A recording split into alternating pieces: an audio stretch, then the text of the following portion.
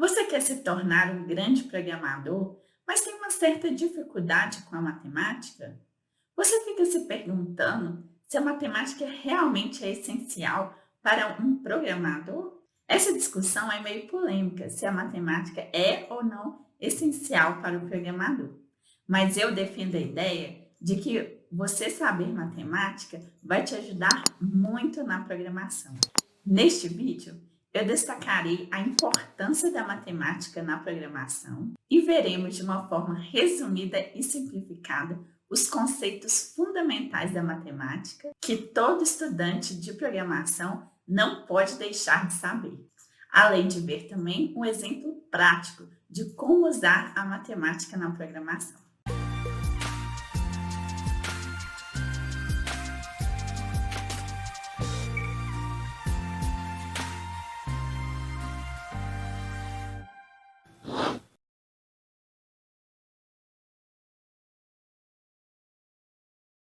Primeiramente, eu queria deixar bem claro que eu não sou formada em matemática e nem é meu objetivo que você se torne um PhD em matemática.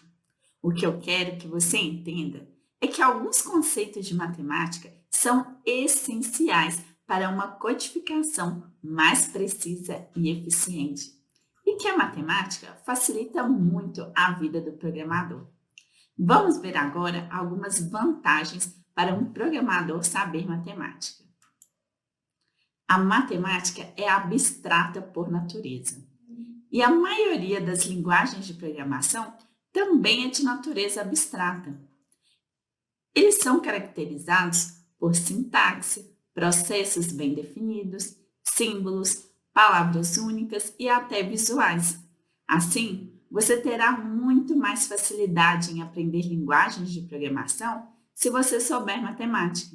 A matemática dará a você a arte de ler, entender e analisar um problema antes de encontrar uma solução. Todas essas habilidades são vitais quando se trata de programação e ciência da computação em geral. Matemática ensina como utilizar algoritmos. Um algoritmo é um termo comumente usado no campo da ciência e tecnologia da computação em geral. Ele fornece uma base sobre a qual qualquer programa ou aplicativo deve ser criado e implementado. Embora a maioria das pessoas encontre esse termo pela primeira vez em uma aula de ciências da computação, a verdade é que elas foram introduzidas em uma aula de matemática. Você sabia que uma equação simples como 7 mais 3 é igual a 10 é um algoritmo? A partir dessas equações simples, os alunos são apresentados a algoritmos complexos em ciência da computação. Matemática oferece habilidades de análise. A codificação não é um processo unidirecional. Você deve continuar voltando para inspecionar o que escreveu e verificar se está correto. Isso ocorre porque você comete um ou vários erros ao codificar. No campo da matemática, os estudantes geralmente são forçados a analisar seu trabalho. As respostas que você pode ter dado nem sempre são precisas. Você precisa voltar e inspecionar a fórmula e as figuras que você usou. Você corrigirá o erro ou erros antes de chegar à sua resposta final. Em outras palavras, a matemática te prepara para as tarefas de identificação e correção de bugs. A ciência da computação tem muita matemática. Ciência da computação é um termo genérico que contém muitas disciplinas, como sistemas operacionais, bancos de dados, redes, inteligência artificial, sistemas embarcados, análise de dados e etc. E embora existam algumas disciplinas que você pode lidar com um conhecimento mínimo de matemática, a maioria delas exige pelo menos algum nível de conhecimento. Por exemplo, campos como inteligência artificial e aprendizado de máquina requerem um conhecimento profundo de conhecimentos matemáticos como álgebra linear, cálculo multivariável, teoria das probabilidades e etc. Mas, se você não for trabalhar com aprendizado de máquina e nem inteligência artificial, pelo menos a matemática do ensino médio todos os programadores devem saber. Imagine que você queira criar um blog sobre comida. A princípio, isso não exigiria nada de matemática. Mas para criar um blog de sucesso é outra coisa completamente diferente. Ele requer um foco nas preferências do público, popularidade do tópico, classificações de artigos e etc. E adivinha, a matemática é necessária para tudo isso. Matemática discreta é a fundação da ciência da computação. Não é segredo que a matemática discreta fornece uma base sólida para o estudo da programação e da ciência da computação. Ela fornecerá um profundo conhecimento sobre algoritmos, computabilidade e complexidade que você usará na programação. Álgebra booleana, um assunto em matemática discreta, é aplicada na criação de funções de controle durante a programação. Depois de dominar essas teorias matemáticas, será fácil colocá-las em prática na ciência da computação. Frequentemente, a maioria das escolas e faculdades incorporam a matemática à ciência da computação e aos outros cursos da área de tecnologia da informação. Mas eles raramente informam aos alunos por que estão fazendo isso. Eles apenas fazem isso como uma rotina básica. Isso faz com que a maioria dos estudantes sintam como se estivessem aprendendo algo inútil. Mas se você quiser se tornar um excelente programador, posso garantir que a matemática vai te ajudar. Mas você precisa saber tudo de matemática? Claro que não. Como eu falei antes, não precisamos ser PhD em matemática e nem saber matemática muito avançada. Mas precisamos saber alguns conceitos. Vou enumerar aqui quais tópicos da matemática eu considero fundamental que um programador saiba. Eu dividi os conceitos em 4 grupos. O primeiro eu chamei de matemática nível 1. Aqui eu coloquei os conceitos que considero que todos os programadores devam saber, independente do ramo de atuação ou grau de expectativa na carreira. É o que eu recomendo que todos saibam. Aqui entra conjuntos numéricos, operações básicas, resto da divisão, potência, raiz, precedência de operadores, percentagem, matemática financeira, a parte mais simples e básica, da matemática financeira, regra de 3 e média. No grupo matemática nível 2 e nível 3, são os conceitos que eu considero desejável saber para que você consiga resolver problemas de forma mais otimizada e eficiente. Aqui entram conceitos como equações, propriedade distributiva, equações lineares, sistemas de equações, equações quadráticas, gráficos cartesianos, interseção e inclinação, exponencial, radical e logaritmo, polinômios, fatorações, funções, vetores e matrizes. Já no grupo matemática nível 4, são os conhecimentos que te farão subir de nível na programação. Já no grupo matemática nível 4, são os conhecimentos que te farão subir de nível na programação. Quem domina a matemática discreta, domina a programação com muito mais facilidade. Você verá a programação com outros olhos depois da matemática discreta. Mas os conceitos obrigatórios mesmo de matemática estão no nível 1. Então, nesse vídeo, veremos de forma resumida e simplificada cada um dos conceitos desse grupo, para que você tenha total clareza do que você precisa saber. Agora, se você quiser se aprofundar mais e ver também os conceitos dos outros níveis, deixe seu like nesse vídeo e coloque aqui embaixo nos comentários qual outro grupo de matemática que você gostaria que eu fizesse um vídeo sobre ele também. Bom, vamos começar. Conjuntos. Um conjunto é uma coleção de itens que possuem uma característica em comum. Por exemplo, aqui vocês podem ver que tem um conjunto de roupas. Eu tenho um boné, eu tenho uma blusa, eu tenho um casaco. Todos eles possuem a característica que são peças que a gente usa para vestir. Os conjuntos numéricos também são coleções, mas agora de números, onde cada coleção possui uma propriedade específica. Por exemplo, eu posso ter um conjunto dos números pares: 4, 2, 0, -2, -4. Posso ter também o conjunto dos números ímpares: -3, -1, 1, 3. Posso também ter o conjunto dos números primos: 2, 3, 5, 7, 11, 13, 17, assim por diante. Posso também ter múltiplos positivos de 3 inferiores a 10, que nesse conjunto é o 3, o 6 e o 9.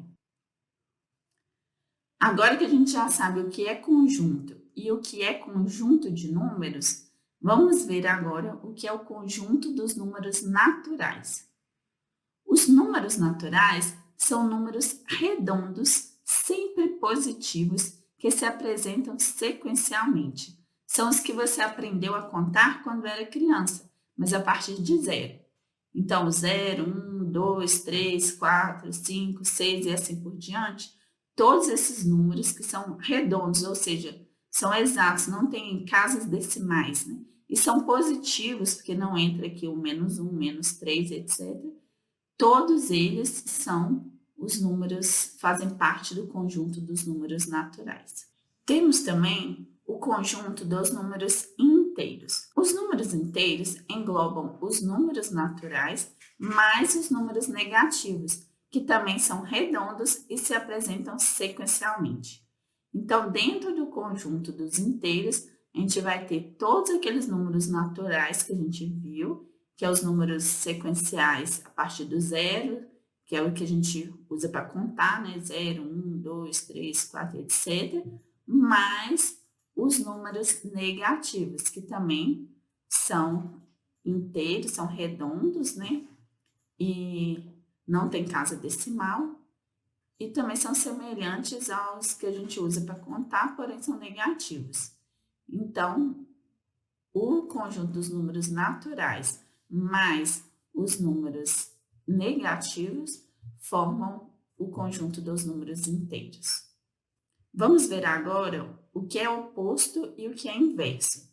São dois conceitos importantes para a matemática. O oposto de n é menos n. Então, por exemplo, o oposto de 3 é menos 3. Já o inverso de n é 1 sobre n. Então, se eu pedir o inverso de 3, a resposta vai ser 1 sobre 3. Vamos ver agora as operações básicas que a gente pode fazer com os inteiros. Somar. Somar nada mais é do que reunir dois ou mais números ou itens para fazer um novo total. Então, aqui, por exemplo, eu tinha 2 maçãs, eu reuni com mais 3 maçãs e obtive um conjunto de 5 maçãs. Então, 2 mais 3 igual a 5. O símbolo que a gente usa na matemática é esse sinalzinho aqui de mais, e na programação normalmente também usa esse sinalzinho de mais. A subtração, você vai pegar um conjunto de itens ou números, né, e vai retirar alguns. Então, por exemplo, aqui eu tinha 5 maçãs e eu retirei 2. E quantos que sobraram? Sobraram 3. Então, 5 menos 2 vai dar 3. E eu posso fazer isso também com números negativos. Então, se eu tinha 3 maçãs e eu tirei 5, então eu fiquei devendo 2. Essa questão aqui de negativo fica mais claro quando a gente fala em termos de dinheiro. Por exemplo, se eu tinha R$ 3 e eu comprei na padaria um pão que custava 5, então eu fiquei devendo lá na padaria R$ 2. O símbolo na matemática é o sinalzinho de menos aqui, né? E na programação normalmente usa também esse menos. A multiplicação. A multiplicação nada mais é do que você somar um número n vezes. Então, aqui, por exemplo, 5 vezes 4. Eu vou somar um número 5 4 vezes. Então, eu vou somar 5 maçãs 4 vezes. Então, eu vou ter 1, 2, 3, 4, 5, mais 1, 2, 3, 4, 5, que deu 10, mais 1, 2, 3, 4, 5, que deu 15, mais 1, 2, 3, 4, 5, que deu 20. Então, eu somei um número n vezes, que no caso é 4. 5 vezes 4, então, eu tive 20 maçãs aqui no total. Então, aqui, por exemplo, também, 5 vezes 3, eu vou somar 3 vezes o número 5. Então, vai ser 5 mais 5 mais 5, que é igual a 15. Eu também posso fazer o mesmo processo com números negativos. Então, menos 1 vezes 3 vai ser menos 1 mais menos 1. Então, eu vou ter que colocar aqui, ó. Menos 1 mais menos 1 mais menos 1, que vai ser igual a menos 3. Porque imagina assim, eu estava devendo 1, fiquei devendo mais 1, depois fiquei devendo mais 1, então agora eu estou devendo 3. Aqui também, menos 1 vezes menos 3. Aqui no caso, quando a gente está multiplicando um número negativo por um número negativo também, o resultado vai dar positivo. Então, toda vez que eu tiver menos um número vezes menos outro número, eu vou fazer a soma normal aqui, é como se fosse que eu eliminasse aqui os sinais negativos, né? Negativo com negativo dá positivo, porque eu estou somando aqui, no caso, 3 vezes o oposto de menos 1. A gente viu que o oposto, no caso de o oposto de 1 é menos 1 e o oposto de menos 1 é 1. Então, 3 vezes 1, que vai dar 3. Porque toda vez que eu tiver negativo vezes negativo, eu vou somar n vezes o oposto do número. Na divisão, também ocorre da seguinte forma. Imagine que eu tenho, no caso aqui, eu tenho 12 maçãs e eu quero dividir para 3 pessoas. Então, cada pessoa vai ficar com 4 maçãs. Então, aqui, 12 dividido por 3 igual a 4. Para eu dividir também por um número negativo, também não tem problema. Só que o resultado vai ficar negativo. Igual na multiplicação, se apenas um dos termos for negativo, o resultado tanto da multiplicação quanto da divisão vai dar negativo.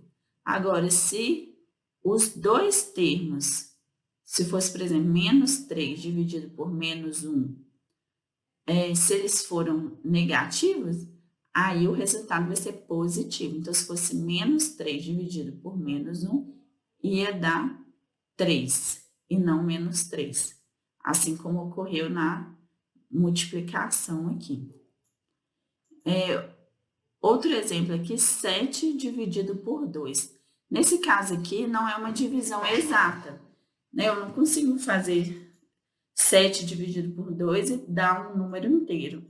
Então, eu deixo, como a gente está trabalhando agora só os números inteiros, a gente deixa a resposta como 7 sobre 2, que no caso é uma fração. Vamos ver agora a divisão inteira e o resto da divisão. Nesse exemplo aqui que a gente viu por último, 7 dividido por 2, que a gente manteve o resultado com a própria fração, que é 7 sobre 2, aqui a gente tem, então, por exemplo, 7 moedas, que vai ser dividido para 2 pessoas. Então, quantas moedas cada pessoa vai receber? Cada pessoa vai receber 3 moedas e vai sobrar uma moeda. A gente fala que o dividendo da divisão é o 7. O divisor é o 2, o quociente é o 3 e o resto é 1.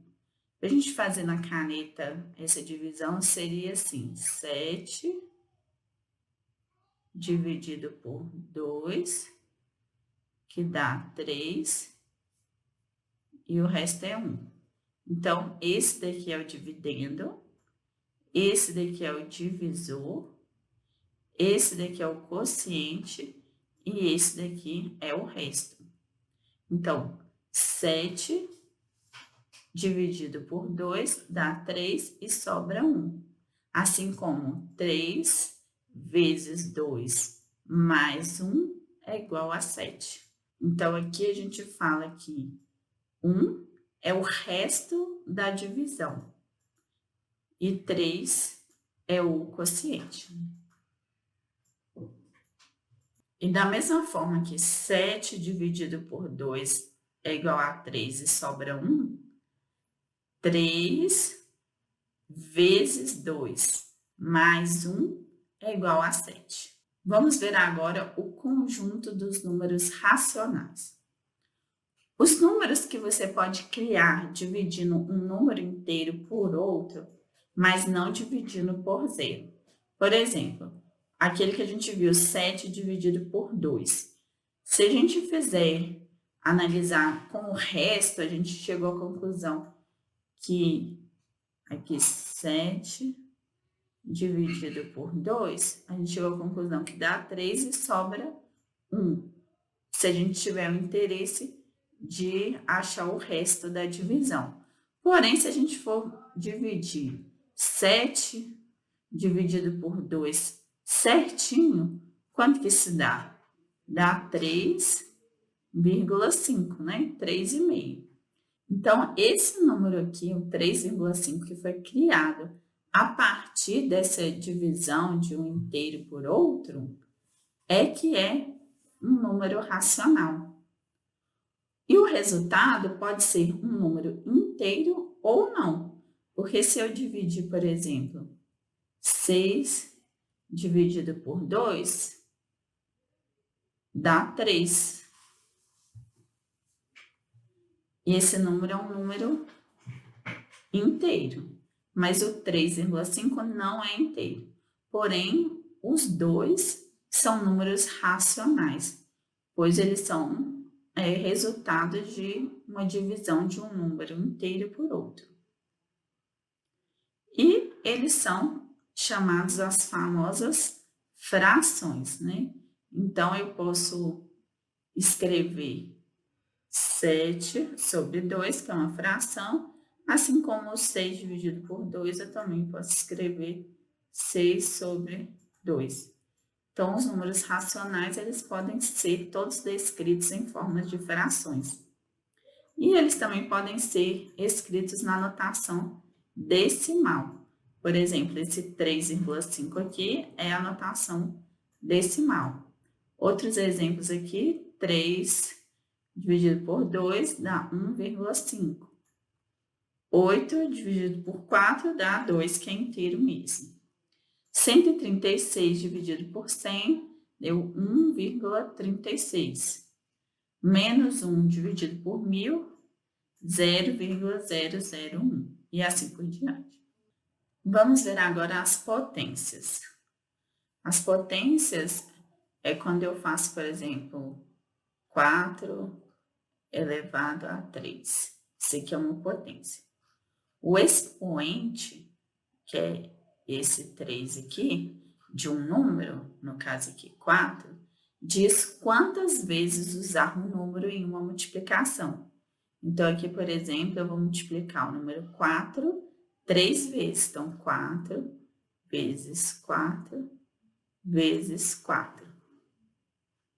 Aqui, por exemplo, ó, a elevado a n é igual a vezes a vezes a vezes a n vezes. A mesma coisa que a gente usou aqui no 4 elevado a 3, eu vou 4 vezes 4 vezes 4, 3 vezes. Em 8 elevado a 2, o 2 diz para usar o 8 duas vezes em uma multiplicação. Então, no caso aqui, 8 elevado a 2 é igual a 8 vezes 8, que é igual a 64. Em palavras, 8 elevado a 2 poderia ser chamado de 8 à potência 2, ou 8 à segunda potência, ou simplesmente 8 ao quadrado. A elevado a n diz para você multiplicar a por si mesmo n vezes. Então, existem n daqueles a, como a gente viu aqui. Então, existem n as nessa multiplicação aqui. Um expoente negativo significa quantas vezes dividir 1 pelo número. Então, aqui, por exemplo, 5 elevado a menos 3. No caso aqui, a gente vai fazer 1 dividido por 5, dividido por 5, dividido por 5, que vai dar 0,008. É que eu pego 1 e divido por 5. Depois o resultado divido por 5 de novo, depois o resultado divido por 5 de novo. Então, quando eu tenho um número elevado ao expoente negativo, eu pego o número 1 e divido esse número de vezes aqui do expoente, o número em questão que eu estiver trabalhando. Então, eu vou dividir 3 vezes o número 5. Ou então, de outra forma aqui, eu posso colocar também que dá no mesmo 1 sobre 5 vezes 5 vezes 5, que é igual a 1 sobre 5 elevado a 3. Que aí 5 elevado a 3 é 125, e 1 dividido por 125 dá 0,008. Mas e se na potência o expoente for 1 ou 0? Se o expoente for 1, você terá apenas o próprio número. Então, se eu tiver, por exemplo, 3 elevado a 1 é igual a 3. 9 elevado a 1 é igual a 9. Então, qualquer número elevado a 1 vai ser igual a ele mesmo. Se o expoente for 0, você receberá 1. Ou seja, se eu tiver 3 elevado a 0, vai ser 1. 9 elevado a 0 é igual a 1. Se eu tiver 5 elevado a 0, vai ser 1 também. Qualquer número elevado a 0, o resultado vai ser sempre 1. E se o expoente for uma fração? Por exemplo, n elevado a p sobre q. Como que a gente faz isso? Aqui, eu coloquei o símbolo aqui desse chapeuzinho e o símbolo de 2 asteriscos, porque algumas linguagens de programação usa esse símbolo do chapeuzinho e várias outras linguagens usam esses 2 asteriscos aqui para representar a potência. Tá? E quando eu quero saber isso daqui, quanto que é n elevado a p sobre q, Eu quero, na verdade, descobrir o número qual é o número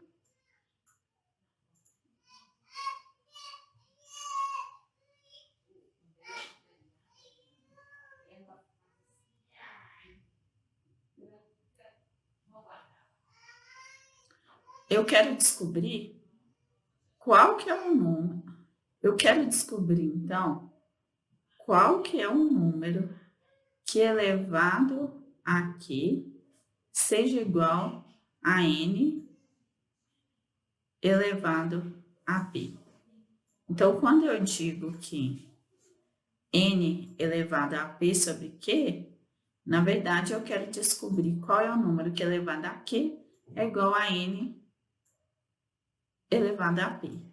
Então, aqui, por exemplo, se eu tiver 3 elevado a 3 sobre 2, o que eu vou fazer aqui? Eu vou tentar qual que é o número que elevado a 2 vai ser igual a 3 elevado a 3. Então, o que eu tenho aqui?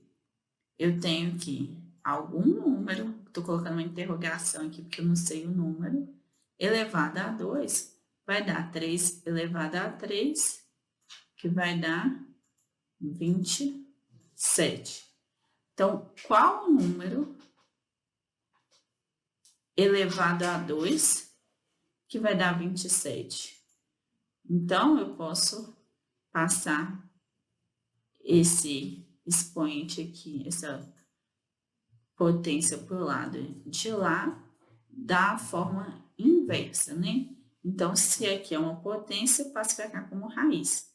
Então, o número vai ser igual a raiz de 27, que é igual a 27 elevado a 1/2. A gente começou a ver raiz aqui na potência, então vamos continuar aqui no estudo da raiz quadrada. A raiz quadrada de um número é um valor que pode ser multiplicado por si só para fornecer o número original. Então, a raiz quadrada de 9 é 3, porque quando 3 é multiplicado por si mesmo, obtemos 9. Então, se a gente quer saber qual é a raiz quadrada de 9, a gente tem que... Qual que é a raiz quadrada de 9? Eu quero saber qual que é o número que multiplicado por ele mesmo vai dar 9. Então, no caso, a gente tem que 3 vezes 3 é igual a 9. É como perguntar, o que podemos multiplicar por si só para conseguir isso? Então, o que podemos multiplicar por ele mesmo para poder obter o 9? Então, a gente sabe que o 3 vezes 3 é igual a 9.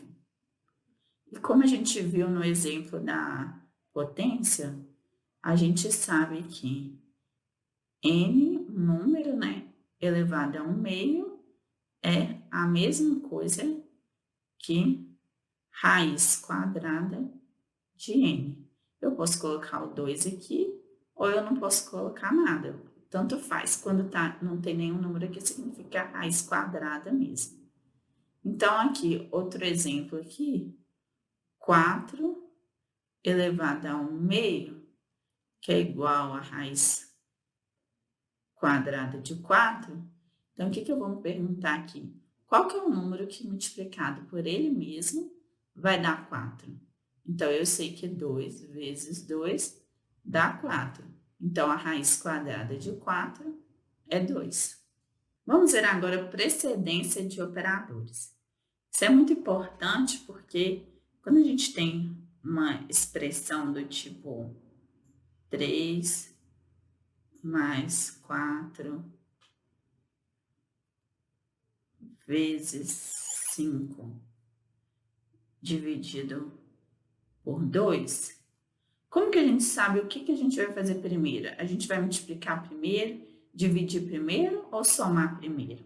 Então, existe uma ordem para isso, que chama precedência de operadores, para a gente saber o que a gente faz primeiro. Então, a primeira coisa que a gente faz é as potenciações e as radiciações. Então, se eu tivesse nessa expressão que é, por exemplo, 3 elevado a 2, ou raiz de 16, algo do tipo, ou as potências ou as radiciações, essas operações iam ser resolvidas primeiro. Mas no nosso exemplo aqui não tem. Então, eu pularia para o próximo operador. Qual que é o próximo que há na precedência? São as multiplicações e divisões. Então, no caso aqui, eu tenho uma multiplicação aqui e uma divisão aqui. Os dois, multiplicação e divisão, têm a mesma ordem de precedência. Então, tanto faz eu fazer um ou o outro primeiro. Então, eu vou fazer aqui o 4 vezes 5 primeiro, que vai dar 20. Aqui eu mantenho aqui o 3, a soma aqui com o 3, porque não chegou na vez dele ainda. E dividido por 2, né? Aí eu vou fazer agora o 20 dividido por 2 e mantenho a soma com 3, porque na precedência a divisão vem primeiro. Então, dá 10. E por último, é a soma e as subtrações. Então, agora eu posso fazer essa soma aqui, que vai dar 13. Mas, então, eu sempre tenho que seguir essa ordem aqui. Mas, e se eu quiser alterar essa ordem, eu posso? Pode. Igual aqui pelo exemplo aqui, eu tenho 3 vezes 4 mais 8 dividido por 2. Eu vou fazer aqui para vocês, deixa eu apagar aqui. Vamos fazer aqui 3 vezes 4 mais 8 dividido por 2. Então, o que a gente tem que fazer primeiro? Ou a multiplicação ou a divisão, né? Então, 3 vezes 4, 12. É que eu vou repetir a soma, porque não está na hora de fazer ela ainda. E posso fazer aqui de uma vez, 8 dividido por 2, 4. Então, eu tenho que 12 mais 4 é igual a 16. Agora, se eu quisesse mudar a ordem, por exemplo, 3 vezes 4 mais 8 dividido por 2, eu quisesse fazer essa soma aqui primeiro, como que eu faço? É só eu colocar um parênteses, porque aí quando eu coloco parênteses, eu priorizo a operação que está entre parênteses. Então, no caso aqui, eu teria que resolver primeiro o parênteses. Eu repetiria aqui a multiplicação, aí eu resolvo aqui a soma, que no caso dá 12, e mantenho a divisão, que é 2. Então, aqui eu ia ter, vamos fazer a divisão aqui primeiro, vamos manter a multiplicação pelo 3, 12 dividido por 2 dá 6. E 3 vezes 6, 18. Então, vocês viram que no primeiro caso aqui eu tive 16 e aqui eu tive o resultado de 18.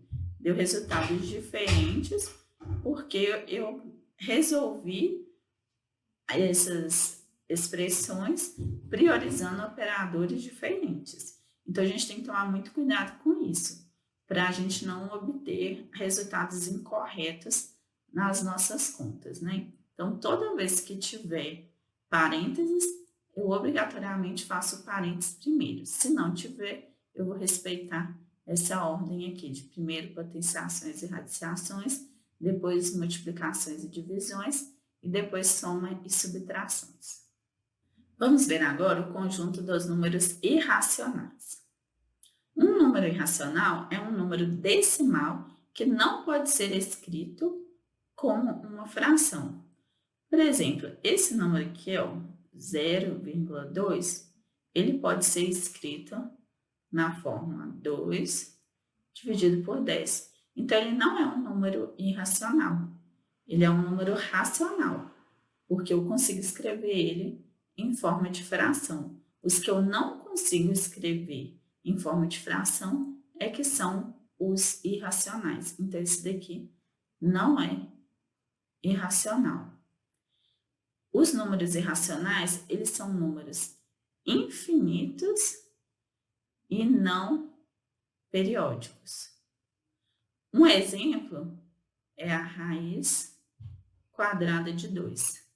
Se você jogar na calculadora a raiz quadrada de 2, você vai ver que vai dar um número decimal infinito. E ele vai ser não periódico. Ou seja, as casas decimais não vai ter uma periodicidade certa para aparecer, né? O π é outro exemplo, ele é um número irracional famoso. As pessoas calculam π com mais de 1 quadrilhão de casas decimais e ainda não há um padrão. Os primeiros dígitos são assim, 3,14, 15, 92 e assim por diante. Agora, uma observação importante é o seguinte: o número π vezes o número π, que é o número π ao quadrado, continua sendo um número irracional. Mas raiz de 2 vezes raiz de 2 vai ser igual a 2. E 2 é um número racional, é um número inteiro e é racional. Então, a gente tem que tomar cuidado porque o resultado das operações com os números irracionais não significa que vai dar sempre um resultado irracional, pode dar racional também. Então, se eu pegar π ao quadrado, ele continua sendo irracional. Mas se eu pegar a raiz quadrada, por exemplo, que é um número irracional, se eu pegar a raiz quadrada vezes a raiz quadrada, vai dar um número racional, que é o 2. Vamos ver agora o conjunto dos números reais. Todos os números racionais e irracionais formam um conjunto dos números reais. Eles podem ser positivos, negativos ou zero. Então, aqui a gente tem alguns exemplos. 1,5, menos 12, 3,99, raiz de 2, π. Então, na verdade, o conjunto dos números reais, ele contempla todos os conjuntos que a gente viu até agora. Os números naturais, os números inteiros, os números irracionais e agora os números reais, né, que contempla todos esses que a gente viu. Vamos ver agora as operações básicas que a gente faz com os números reais. É basicamente a mesma coisa que a gente viu lá nas operações básicas com os inteiros. Porém, agora eu acrescento os números que não são inteiros para fazer essas operações, né? Então, na soma, por exemplo, antes eu tinha só 2 mais 3 igual a 5. Agora eu já posso ter, por exemplo, números decimais. 2,1 mais 6,75, que é igual a 9,85. Na subtração, a mesma coisa. Antes eu tinha 5 menos 2, que dá 3, ou 3 menos 5, que dá menos 2. Agora eu tenho novos números. Tenho 9,85 menos 2,1, que é igual a 6,75, por exemplo. Para multiplicar também, antes eu tinha 5 vezes 3, igual a 15, menos 1 vezes 3, que é igual a menos 3, e menos 1 vezes menos 3, igual a 3. Todos esses números são inteiros, mas também são reais. Por quê? Porque os números inteiros fazem parte dos números reais. Agora, eu poderia colocar aqui também 3,5 vezes 2, que dá 7, por exemplo. Então, isso aqui seria uma multiplicação de um número real que não é inteiro. A divisão. A divisão também, antes a gente tinha 12 dividido por 3 igual a 4, 3 dividido por menos 1 igual a menos 3, e antes quando a gente estava trabalhando com inteiros, 7 dividido por 2 a gente não tinha uma resposta, né? Porque dentro do conjunto de inteiros não tem 3,5. Então, a gente tinha que ou usar a divisão inteira, que a gente viu 7 dividido por 2, vai falar que é 3 e resta 1, e tem o resto 1. Ou então a gente mantinha a resposta como 7 sobre 2 mesmo, ou seja, não tinha resposta, né? Não se calculava isso, porque lá nos inteiros não tinha como a gente ter um número decimal. Agora, com os reais, a gente já pode ter, então a gente já pode falar que 7 dividido por 2 é igual a 3,5. Vamos falar agora de percentagem ou porcentagem, né? Quando dizemos porcentagem, estamos realmente dizendo por 100. 1% significa 1%. Então, 1% é a mesma coisa de 1 por 100, ou 1 dividido por 100. 50% significa 50 por 100. E 25% significa 25 por 100. Então, na hora que eu for calcular, que eu tiver algum problema, que eu preciso de usar percentagem, como é que eu vou fazer? Se eu quiser 100% de 80, como é que eu vou fazer? Eu vou fazer 100% de 80. Que aí eu vou fazer 100 vezes 80 dividido por 100, que vai dar o próprio 80. No caso de 50% de 80, vai ser o quê? 50% de 80. Então, facilita muito a gente ir escrevendo enquanto a gente fala. Então, 50 vezes 80 dividido por 100, que dá 40. E aqui, 5% de 80, a gente vai fazer 5% de 80, que no caso vai dar 4. Matemática financeira. A gente não vai ver aqui tudo de matemática financeira, só os conceitos mais básicos e essenciais que a gente precisa estar tratando. Primeiro, vamos ver alguns conceitos. O que é vendedor ou produtor? É aquele que fornece o produto. Quem que é o consumidor? É aquele que compra o produto. O que é custo? É o preço pago pelo produtor. O que é valor? É o preço pago pelo consumidor, também conhecido como valor vendido ao consumidor. O lucro é o valor menos o custo. E a dívida é quando o lucro dá negativo. Então, se o meu custo for maior do que o valor, que é o preço que o consumidor vai pagar, eu tenho um lucro negativo, eu tenho prejuízo. Agora, se o valor do produto for maior do que o custo que eu tive para produzir aquele produto, então eu vou ter um lucro positivo. Capital é a soma das riquezas ou recursos acumulados que se destinam à produção de novas riquezas. Ou seja, é o valor aplicado através de alguma operação financeira, também conhecido como valor presente, indicado pela tecla PV nas calculadoras financeiras. Então, o capital é tudo que eu tenho de recursos e de riquezas que vão ser destinados para eu conseguir novas riquezas. Os juros, eles representam a remuneração do capital empregado em alguma atividade produtiva. Os juros podem ser capitalizados segundo 2 regimes, simples ou compostos. Vamos ver primeiro o juro simples. O juro simples é uma remuneração dada a alguém pela aplicação de seu capital em um determinado período. Esse regime de juros é calculado aplicando uma taxa em relação ao capital aplicado inicialmente. É muito utilizado no dia a dia quando emprestamos dinheiro a outra pessoa, por exemplo.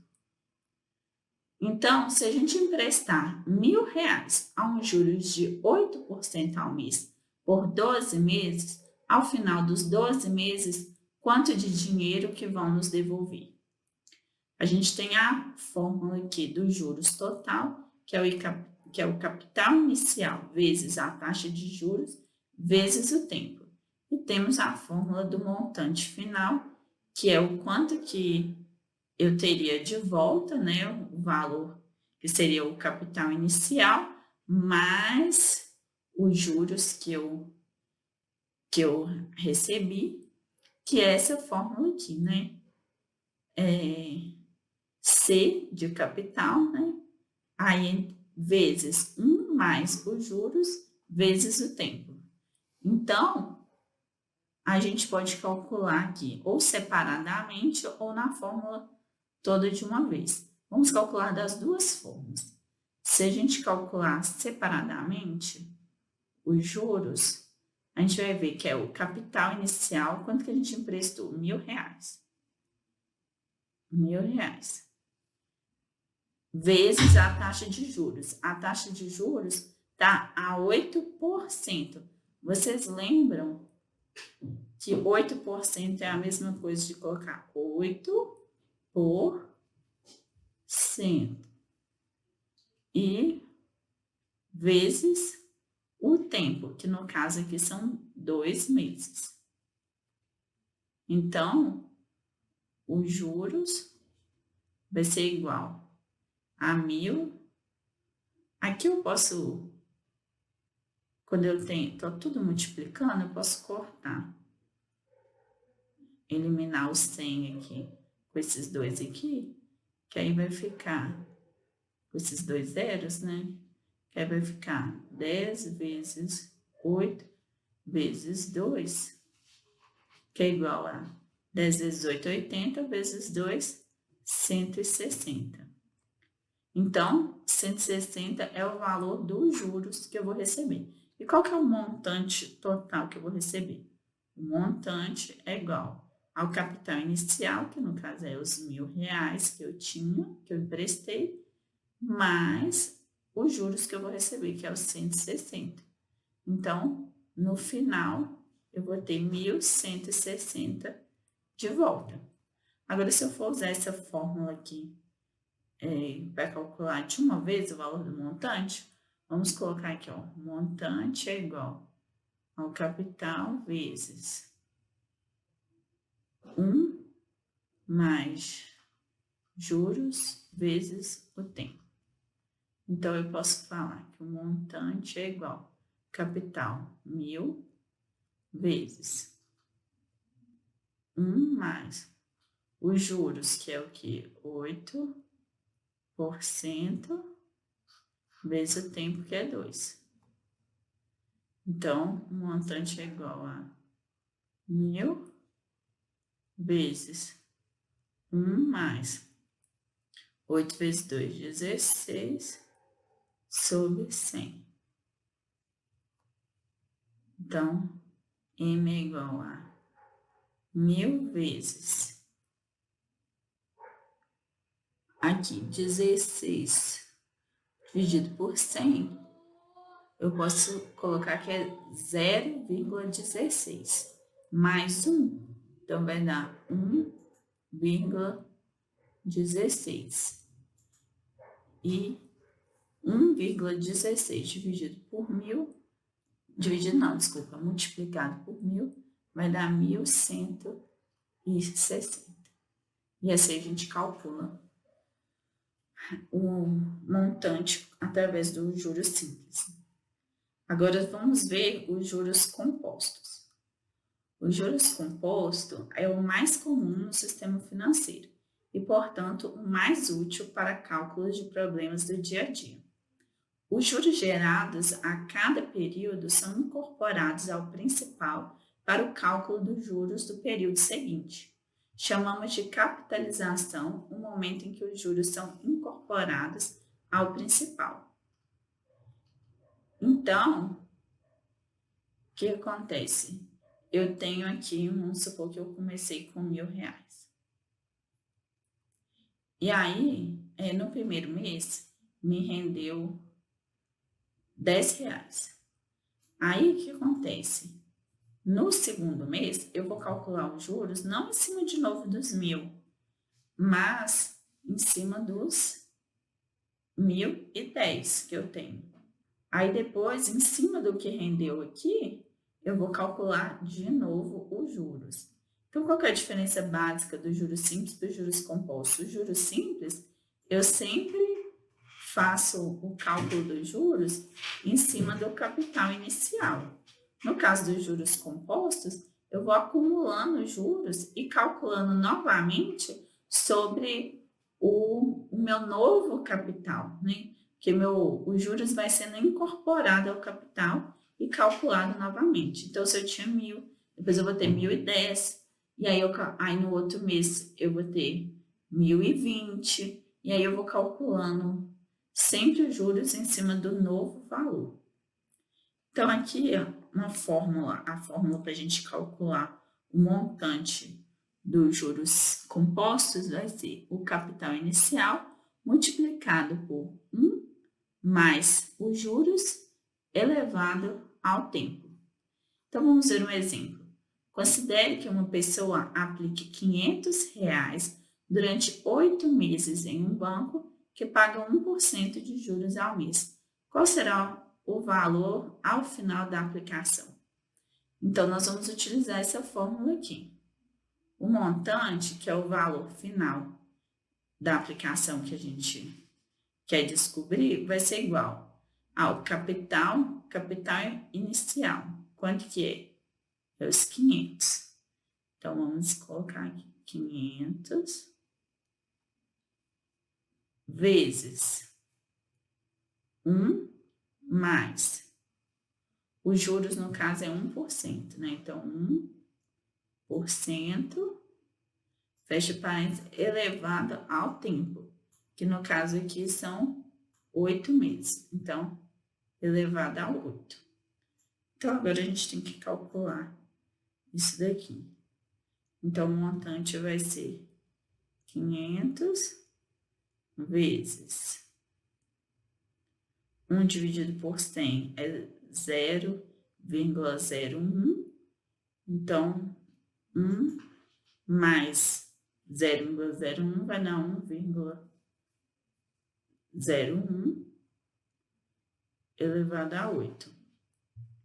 Então, o montante vai ser 500 vezes 1,01 elevado a 8 vai ser 1,085. Gente, isso daqui eu estou usando a calculadora para poder calcular. Vocês não precisam saber tudo de cabeça, não. Mesmo porque na programação, o computador faz esse tipo de cálculo. Você precisa saber qual tipo de cálculo você tem que fazer, onde você vai empregar cada cálculo, qual fórmula você vai ter que colocar em cada situação e como você monta a fórmula. Agora, o cálculo em si, o computador vai fazer para você, tá? Então, vamos continuar aqui. Então, o montante vai ser igual a 500 vezes 1,085, que vai dar 541,43.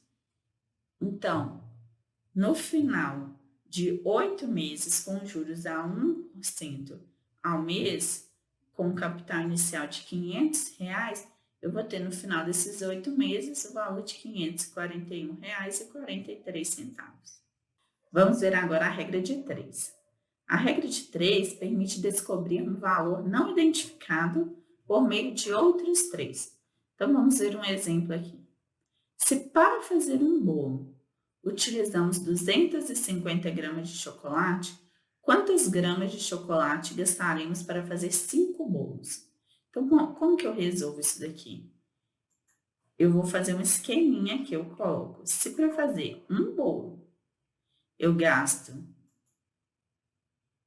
250 gramas, para fazer 5 bolos, quanto que eu gasto? Eu estou chamando de X aqui, um valor não identificado, um valor que eu não sei qual que é, eu estou chamando de X. E eu tenho outros 3 valores. Então, eu tenho que um bolo tem 250 e eu tenho quantos bolos que eu quero descobrir, quantas gramas de chocolate que vai gastar. Então, como que eu resolvo isso daqui? Aqui a gente vai fazer uma conta cruzada. Como é que vai funcionar? A gente vai fazer que 1 vezes x é igual a 5 vezes 250. Vou passar aqui para baixo para ficar mais claro. 1 vezes x igual a 5 vezes 250. Então, eu monto a minha equação dessa forma aqui. Aí, como é que eu faço? Eu tenho que isolar o x, né? Então, eu vou fazer que x é igual a 5 vezes 250. E o que acontece?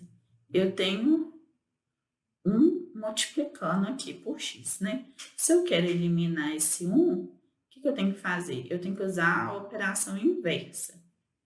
Então, se eu estou multiplicando por 1, então eu divido por 1. Porque 1 dividido por 1, eu vou poder eliminar. E só que se eu dividir por 1 aqui desse lado, do outro lado, eu tenho que dividir por 1 também. Então, eu vou ficar aqui, x é igual a 5 vezes 250. Aqui no caso não fez muita diferença essa divisão por 1, porque qualquer número multiplicado por 1 é ele mesmo, qualquer número dividido por 1 é ele mesmo. Mas se fosse outro número, por exemplo, se fosse 3 aqui, a gente deveria dividir aqui por 3, dividir do outro lado também por 3, e aí ia dar, a gente ia ter que fazer umas continhas. Só que no caso aqui é 1, então é mais tranquilo. Eu só quis fazer essa questão para a gente eliminar, fazer a questão oposta, para a gente estar lembrando um pouquinho de equação, como é que funciona. Mas, nesses casos de regra de 3, normalmente aqui vai ser sempre 1 mesmo. Na maioria das vezes vai ser uma coisa tem tantas coisas. Então, uma coisa gasta tanto. Então, se eu tiver 10 dessa coisa, quanto que eu vou gastar? Então, normalmente é assim. Então, no caso aqui, eu fiquei com x igual a 5 vezes 250. Então, x é igual a 1.250. Então, o que eu tenho aqui? Eu tenho que, com um bolo, eu gasto 250 gramas de chocolate. Se eu for fazer 5 bolos, eu vou precisar de 1.250 gramas de chocolate. Vamos ver agora sobre média. Primeiro, nós vamos ver a média aritmética simples. A média aritmética simples é o resultado da divisão da soma de n valores por n. Então, por exemplo, qual que é a média de 5, 10 e 6? Então, eu vou fazer 5 mais 10 mais 6 dividido por 3. Porque, olha só, 5 mais 10 mais 6 dividido por 3. Por quê? Eu vou somar em cima todos os números e vou dividir pela quantidade de números que eu tenho. No caso aqui eu tenho 3 números, então eu divido por 3. Então, isso daqui vai dar 5 mais 10, 15, mais 6, 21, dividido por 3, que é igual a 7. Então, a média de 5, 10 e 6 vai dar 7. Então, eu sempre somo todos os números e divido pela quantidade de números que eu tenho. Isso para a média aritmética simples. Já na média aritmética ponderada, cada número que fará parte da média terá um peso. E esse peso será multiplicado pelo número, que serão somados e divididos pela soma dos pesos. Então, por exemplo, imagina aqui essa tabela. Imagina, por exemplo, uma prova onde cada questão tem um peso diferente. Então,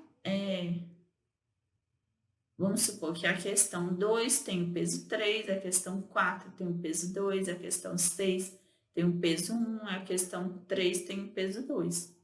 Então, como que eu sei a média ponderada disso? Eu vou ter que multiplicar cada número pelo peso, somar isso tudo e depois dividir pelos pesos. Então, no caso desse exemplo aqui, eu vou colocar aqui do lado, ó, 2 vezes 3. Vou colocando parênteses aqui para ficar mais rápido. Mais, depois 4 vezes 2. Depois mais 6 vezes 1. Mais 3 vezes 2. Então, tá vendo que eu tô somando a multiplicação de todos os números pelos seus respectivos pesos. Depois, eu vou dividir isso tudo pela soma dos pesos só. Então, eu vou dividir por 3 mais 2 mais 1 mais 2. Então, quanto que vai dar isso aqui? Vamos colocar aqui. Vou fazer embaixo aqui primeiro, que tá mais fácil. 3 mais 2, 5. Mais 1, 6. Mais 2, 8. Agora, vamos fazer aqui em cima. 2 vezes 3, 6. 4 vezes 2, 8. 6 vezes 1, 6. E 3 vezes 2, 6. Então, quanto que vai dar isso? 6 mais 8, 14. Mais 6, 20. Mais 6, 26. Dividido por 8. Então, a média ponderada dessa tabela aqui de pesos é 26 sobre 8. Eu posso dividir também e chegar a um número decimal, mas se a gente chegar na fração já está bom. Vamos ver agora um exemplo em Python, onde a gente tem que usar um pouco de matemática. A gente está vendo como aplicar esses conceitos fundamentais aqui num problema computacional. Eu estou aqui no Jupyter Notebook e para a gente poder ver um exemplo aqui. Esse exemplo é bem simples, mas o objetivo aqui não é fazer um programa complexo, um exemplo bem complexo. É no simples mesmo que a gente vai ver como que, assim, até numa coisa simples a gente precisa de estar usando a matemática aqui na programação. Então, qual que é o problema aqui que a gente tem? Desenhar na tela um tabuleiro de jogo com esta aparência. Então, o problema inicial é esse daqui. A gente quer desenhar na tela um tabuleiro de jogo. Nesse caso aqui, é um tabuleiro 3x3, parecido com o jogo da velha. Mas eu posso querer fazer um tabuleiro de qualquer tamanho. Pode ser 4x4, 7x7, 9x9, de qualquer tamanho. A gente vai ter que fazer um programinha que pergunte para o usuário qual que é o tamanho do tabuleiro de jogo que ele deseja.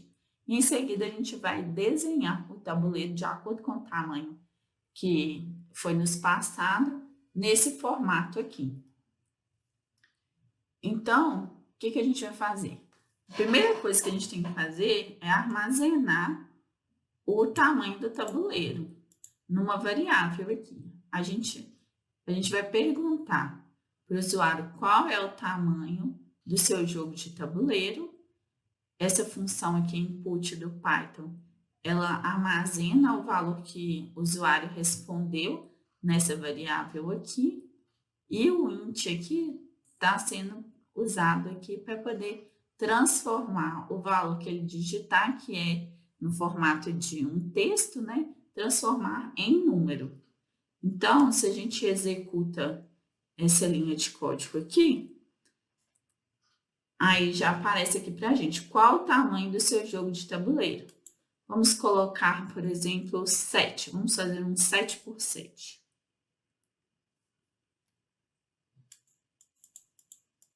Deixa eu só executar. Isso. Agora, o que acontece? A gente precisa desenhar cada linha do tabuleiro do jogo. Cada linha consiste em peças horizontais e verticais. Cada uma delas aparece em um padrão, para que possamos contar com loops para ajudar na renderização. Então, o que a gente quer fazer? Essa função print aqui do Python, ela imprime na tela o que a gente mandar imprimir aqui dentro do parênteses. No caso, o que acontece? Se a gente for ver aqui o padrão, nas linhas horizontais, a gente precisa desses 3 tracinhos aqui. Então, a gente vai mandar imprimir esses 3 tracinhos com os espaços aqui, para poder dar um certo espaço entre uma casinha e outra do tabuleiro, né?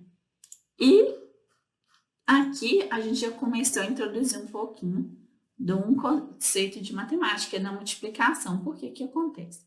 Eu preciso de imprimir essas linhas aqui, mas quantos tracinhos desse aqui, quantos padrões desse aqui eu vou ter que imprimir? Eu vou ter que imprimir o número de vezes do tamanho do tabuleiro que o usuário me passou aqui. Então, se ele me passou 7, eu vou ter que imprimir isso daqui 7 vezes para poder fazer 7 casinhas aqui. Então, eu já começo usando aqui um pouco de matemática. Eu vou imprimir esse padrão aqui de traçadinhos vezes o tamanho do tabuleiro, que no caso aqui a gente digitou 7, então aqui vai imprimir 7 vezes. Eu vou executar aqui para vocês verem. Aí vocês podem ver que executou 1, 2, 3, 4, 5, 6, 7. Imprimiu 7 vezes esse padrão de tracejadinhos. E para imprimir as partes verticais da linha, queremos algo assim. Eu uso esse traço, né, para cima, coloco um espaço para dar o espaçamento, que é exatamente esse espaço aqui para caber essa parte aqui de cima da horizontal. E quantas vezes que eu vou imprimir isso daqui? Então, eu já vou multiplicar pelo tamanho do tabuleiro mais 1. Por quê? Porque as linhas verticais, elas têm nas bordas também, né? No início e no final. Então, por exemplo, se eu tenho 3 casinhas, enquanto nas linhas horizontais eu tenho 3, nas verticais eu tenho uma a mais, para poder fechar a casinha. Então, eu tenho nesse daqui que é 3 por 3, eu vou ter 1, 2, 3, 4.